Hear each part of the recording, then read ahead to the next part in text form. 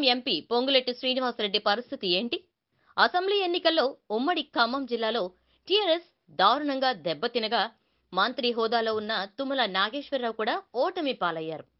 ఓడిన నేతలు కొందరు ఎంపీపై చేసిన ఫిర్యాదులను అధిష్టానం ఏ విధంగా పరిశీలిస్తోంది?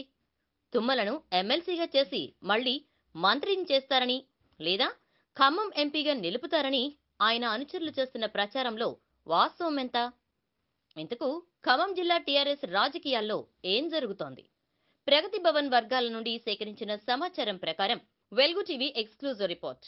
ఎన్నికలు ముగిశాక పలువురు నేతలు ఎంపీ పొంగులేటి శ్రీనివాసరెడ్డిపై ఫిర్యాదు చేసినా దీని వెనుక రాజకీయాన్ని సీఎం కేసీఆర్ అర్థం చేసుకున్నట్లు తెలుస్తోంది.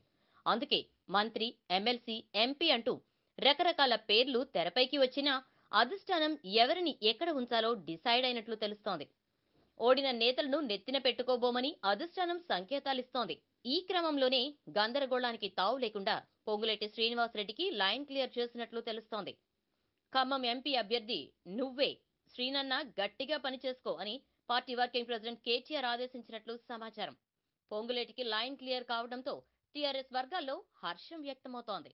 తాజా పొలిటికల్ అప్డేట్స్ కోసం జర్నలిస్ట్ ఆర్సీఆర్ వ్యూ పాయింట్ ప్రతిరోజు మీ వెలుగు టీవీలో. ఏంటండి వీడియో నచ్చిందా? అయితే ఓ లైక్ వేసుకోండి, లేదంటే ఓ కామెంట్ చేయండి. ఎప్పటికప్పుడు మా వీడియోస్ చూడాలంటే సబ్స్క్రైబ్ చేసుకోండి.